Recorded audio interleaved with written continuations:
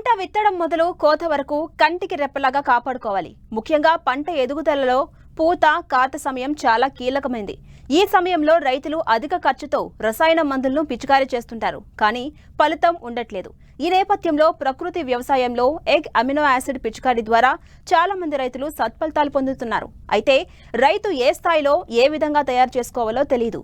Egg amino acid తయారీ విధానం ఎలానో ఇప్పుడు చూద్దాం.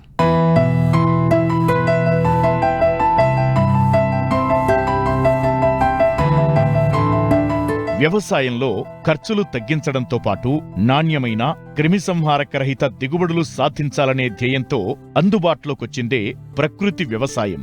విచ్చలవిడిగా రసాయన ఎరువులు, పురుగుల మందుల వినియోగం వల్ల భూమి నిస్సారంగా మారుతోంది. దిగుబడులు తగ్గిపోతున్నాయి. రసాయన ఎరువుల వాడకం తగ్గించాలనే లక్ష్యంతో ప్రభుత్వాలు కూడా ప్రకృతి వ్యవసాయాన్ని ప్రోత్సహిస్తున్నాయి. ఈ నేపథ్యంలోనే సేంద్రియ ఎరువులు, కషాయాలు రైతుల స్థాయిలో తయారు చేసుకునే విధంగా ప్రకృతి వ్యవసాయం విభాగం వారు అవగాహన కల్పిస్తున్నారు.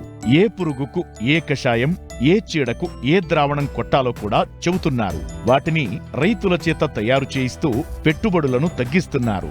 ముఖ్యంగా పంట పూత కాత దశలో ఎగ్ అమినో యాసిడ్ సత్ఫలితాలను ఇస్తుండటంతో పశ్చిమ గోదావరి జిల్లాలో ప్రకృతి వ్యవసాయ విభాగం అధికారులు రైతులకు దీని తయారీ విధానం పట్ల శిక్షణ ఇస్తున్నారు. ప్రకృతి వ్యవసాయ విధానంలోని పంట ఎదుగుదలకు ఉపయోగించే అతి ముఖ్యమైన గ్రోత్ ప్రమోటర్స్, ప్రకృతి సిద్ధంగా తయారు చేసుకునే గ్రోత్ ప్రమోటర్స్లోని కోడిగుడ్డు నిమ్మరసం అనేది ఎగ్ అమైనో యాసిడ్ అనే సొల్యూషన్ చాలా ముఖ్యమైన ద్రావణం. ఇది తయారు చేసే విధానం ఏంటంటే, ఇందులో ఉపయోగపడేవి మనకి కోడిగుడ్లు, నిమ్మకాయలు, కొద్దిగా పావు కేజీ బెల్లము అవసరమవుతాయి. ఈ కోడిగుడ్లు ఒక యూనిట్ స్టార్ట్ చేసుకుంటే 12 గుడ్లు తీసుకొని ఇవి పెట్టుకొని తయారు చేయడానికి ఒక ప్లాస్టిక్ వెసల్, ఒక 5 లీటర్లు పెట్టే ప్లాస్టిక్ వెసల్ అనేది ఈ 12 గుడ్లని ఆ వెసల్లోని అమర్చి దాంట్లో ఈ నిమ్మకాయల్ని 50-60 అక్కడున్న నిమ్మకాయ సైజుని బట్టి నిమ్మరసం పిండేసి ఆ నిమ్మరసాన్ని ఈ వెసల్లో కోడిగుడ్లన్నీ అమర్చిన తర్వాత మునిగేటట్లు ఆ నిమ్మరసాన్ని వేయాలి.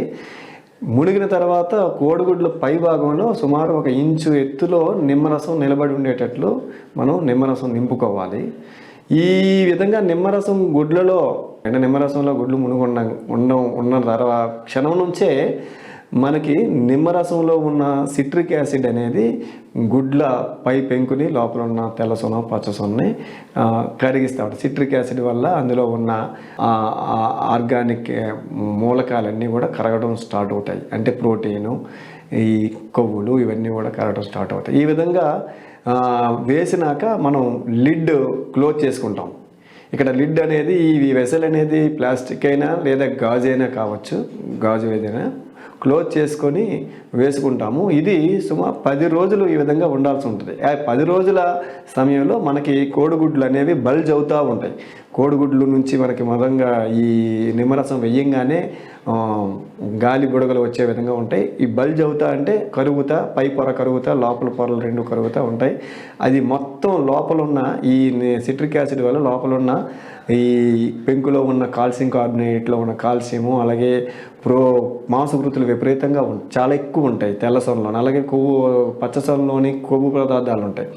ఇవన్నీ కూడా ఈ ముందుగా అమైనో యాసిడ్స్గా విడిపోతాయి. అమైనో యాసిడ్స్ నుంచి నత్రజని, భాస్వరం, సల్ఫరు ఈ మూలకాలన్నీ కూడా, అలాగే కోడిగుడ్లో మనకి సూక్ష్మ పోషకాలు కూడా ఉంటాయి. ఐరన్, కొద్దిగా జింక్ కొంతమేర, ఇవన్నీ కూడా అవి కూడా మూలకాల రూపంలో అయాన్ల రూపంలో విడిపోతాయి. ఎన్ని 10 రోజులు పట్టుకు.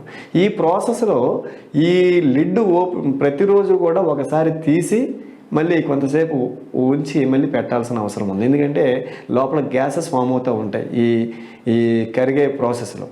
ఆ గ్యాస్ అందువల్ల ఆ లిడ్ ఓపెన్ చేయకుండా 10 రోజులు ఉంచేస్తే ఆ గ్యాసెస్ ఫామ్ అవటం వల్ల, ఆ పై ఖాళీ ప్రదేశంలోనే గ్యాస్ ఫామ్ అవటం వల్ల పగిలిపోయే అవకాశం ఉంటుంది. అందువల్ల రోజు ఒకసారి ఓపెన్ చేసి పగబెట్టుకొని మళ్ళీ క్లోజ్ చేసుకోవాలి. అలా 10 రోజులు అయినాక 11వ రోజు శుభ్రంగా చేతిని క్లీన్ చేసుకొని చేతితో శుభ్రంగా ఈ కంటెంట్స్ అంతా కలిపేస్తే మొత్తం పాలులాగా తెల్లగా అయిపోతుంది. ఈ గుడ్లన్నీ కూడా కరిగిపోయి మొత్తం అంతా కూడా ఇంకా ఏమీ లేకుండా నిమ్మరసంలో కరిగిపోతాయి. ఇంకా దాన్ని ఒక పల్చటి గుడ్డతో సీవ్ చేసుకొని వేరే వెసల్లోని వేసుకొని దాన్ని మనం నిలువ పెట్టుకోవచ్చు 3 నెలల వరకు కూడా. ఈ నిలువ పెట్టుకునే ముందు ఈ సొల్యూషన్లోని 1/2 కేజీ బెల్లము 1/4 లీటర్ నీటిలో కరగ తీసుకొని అది కలిపితే ఆ నిలువ సామర్థ్యం పెరుగుతుంది ఈ కోడిగుడ్డు నిమ్మరసంది. ఇది నిలువ పెట్టుకునేటప్పుడు కూడా మనం లిడ్ ఓపెన్ చేస్తూ ఉండాలి. కనీసం 2-3 రోజులకు ఒకసారైనా లిడ్ ఓపెన్ చేస్తూ గ్యాస్ని విడుదల చేస్తూ ఉండాలి. ఈ విధంగా తయారైన ద్రావణాన్ని కోడిగుడ్డు నిమ్మరసం లేదా ఎగ్ అమైనో యాసిడ్ సొల్యూషన్ అంటాము. దీన్ని మనం పంట మీద ఒకసారి పిచికారీ చేయడానికి ఒక ఎకరాకి అయితే 1/2 లీటర్స్ 250 ml 250 ml 100 లీటర్ నీటిలో కలుపుకొని పిచికారీ చేసుకుంటే ఏ పంట మీదైనా ఏ మొక్క మీద స్ప్రేయింగ్ చేసినా ఆ మొక్కకి ఆకు ద్వారానే ఈ పోషకాలన్నీ కూడా పీల్చుకొని లాక్కుని ఆ మొక్క ఎదుగుదల అద్భుతంగా ఉంటుంది. తద్వారా ఆ మొక్క దిగుబడి కూడా ఏ విధమైన రసాయన ఎరువులు లేకుండా పెరిగే అవకాశం ఉంది. ఈ ఖర్చు అంతా లెక్క వేసుకుంటే సుమారు 40 రూపాయలు నుంచి 50 రూపాయలు, అంతకంటే ఎక్కువ ఖర్చు అవుతుంది. 50 రూపాయలు 40 రూపాయల నుంచి 50 రూపాయల్లో 1/2 లీటర్ అనేది ఖర్చు అయిపోతుంది. ఇంకా కొన్ని సందర్భాలు అందరూ సామూహికంగా కలిపి చేసుకుంటే రైతులందరూ కలిసి ఇంకా తక్కువ ఖర్చు అవుతుంది. అంత సులువుగా మనం పంట మీద ఏ విధమైన రసాయన ఎరువు వేయకుండా అవసరం లేకుండానే మంచి ఎదుగుదలని మనం సాధించవచ్చు. తద్వారా దిగుబడి సాధించవచ్చు.